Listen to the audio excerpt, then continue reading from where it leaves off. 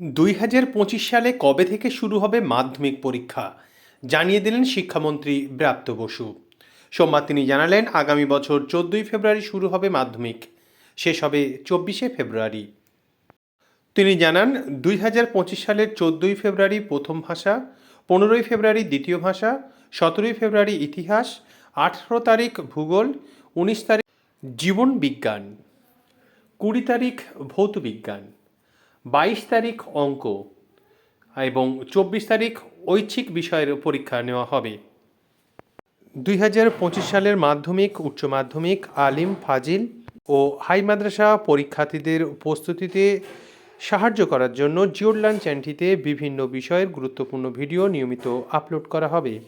ভিডিওগুলি দেখার জন্য এখনও জিওলার্ন চ্যানেলটি সাবস্ক্রাইব করা না হয়ে থাকলে চ্যানেলটি সাবস্ক্রাইব করে পাশে থাকা বেল আইকনটিতে চাপ দিয়ে রাখো। সঙ্গে থাকার জন্য অসংখ্য ধন্যবাদ।